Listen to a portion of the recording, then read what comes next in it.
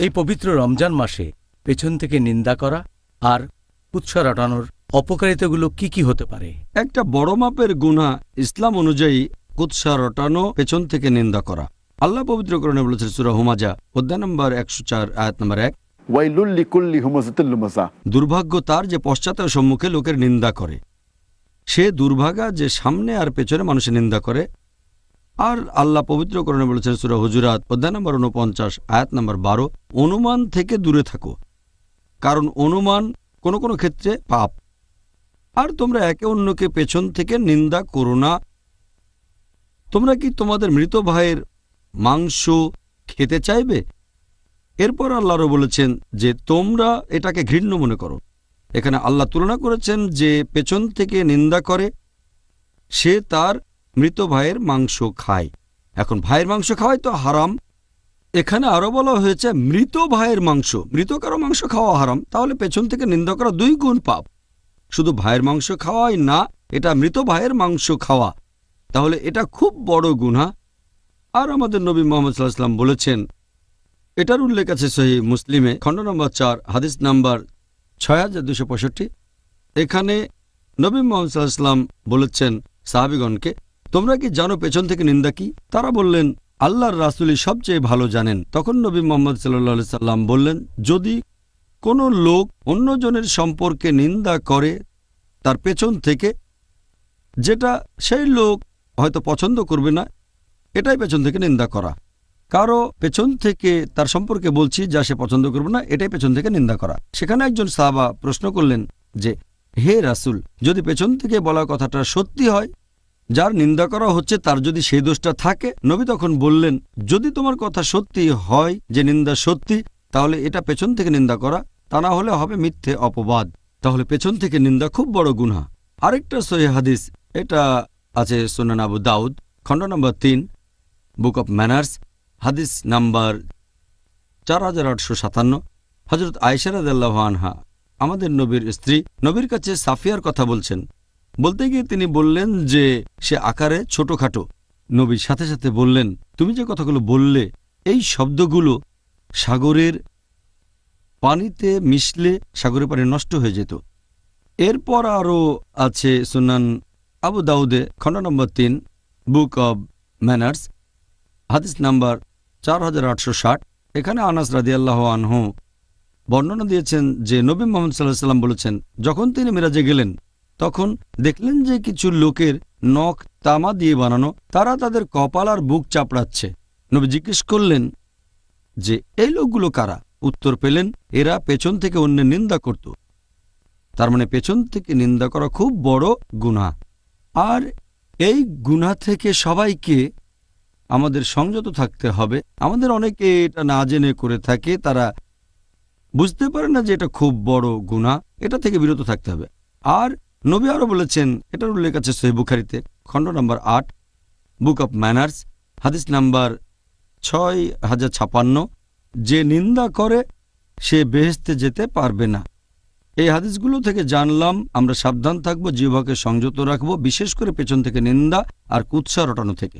পেছন থেকে নিন্দা করাটা অবশ্যই নিষিদ্ধ, হোক সেটা রমজান মাসে বা অন্য যে কোনো মাসে।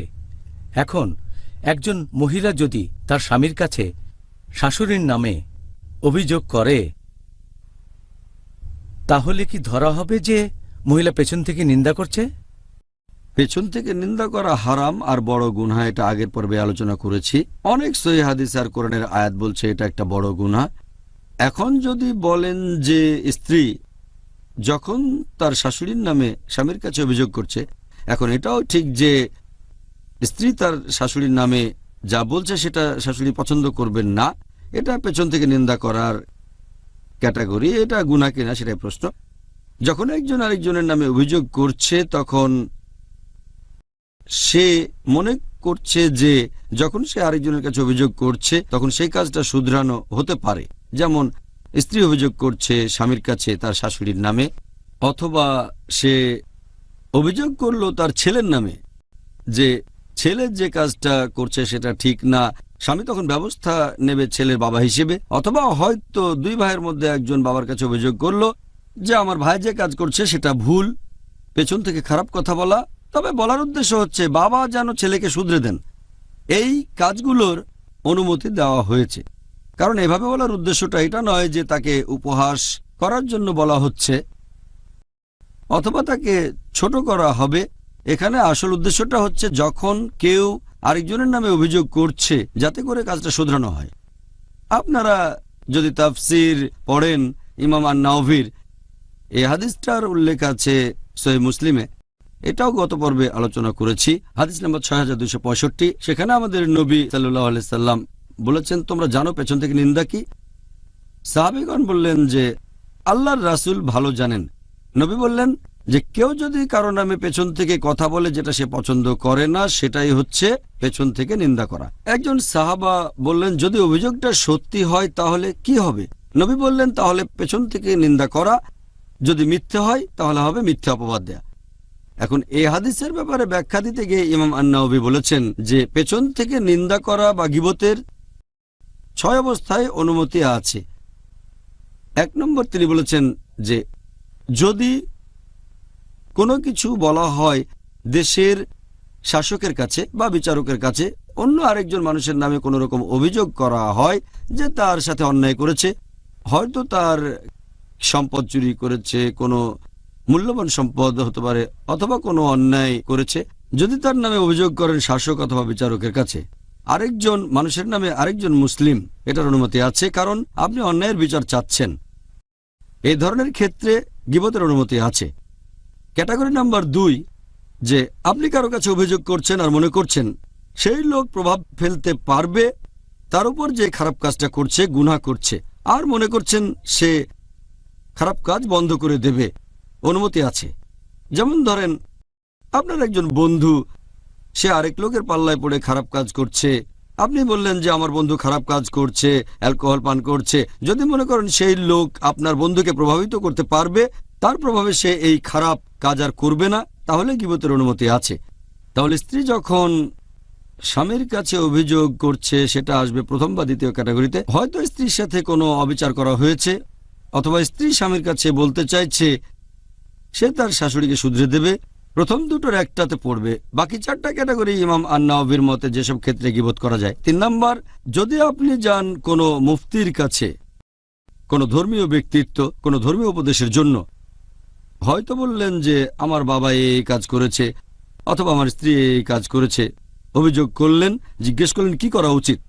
এ ধরনের ক্ষেত্রে অভিযুক্তের নাম যদি উল্লেখ না করেন অথবা পরিচয় গোপন করে বললেন যে আমার বন্ধুর বাবা এই কাজ করেছে, সেটা বললে ভালো। তবে এমন ক্ষেত্রে যখন ধর্মীয় উপদেশ নিচ্ছেন বা ফতোয়া একটা বিশেষ কাজের জন্য, তাহলে অনুমতি আছে। 4র্থ ক্যাটাগরি ইমাম আন-নাওয়ির মতে যেখানে গীবত করা যাবে, এটা হচ্ছে যখন আপনি জানেন একজন বর্ণনাকারী সে মিথ্যে বলছে, বর্ণনা দিচ্ছে হয়তো কোনো হাদিসের, তখন আপনার দায়িত্ব হয়ে যাবে লোকজনকে জানানো সে মিথ্যে কথা বলছে, অথবা তার স্মরণশক্তি দুর্বল, কারণ শরিয়াকে রক্ষা করতে হবে। অথবা কেউ হয়তো কিনছে কোনো দাসকে, আর আপনি জানেন এই দাসের কিছু বদভ্যাস আছে, হয়তো সে ব্যভিচার করেছে, তাই বিক্রেতার জন্য এটা আবশ্যিক যে সে ক্রেতাকে জানাবে যে এই দাসের কিছু বদভ্যাস আছে।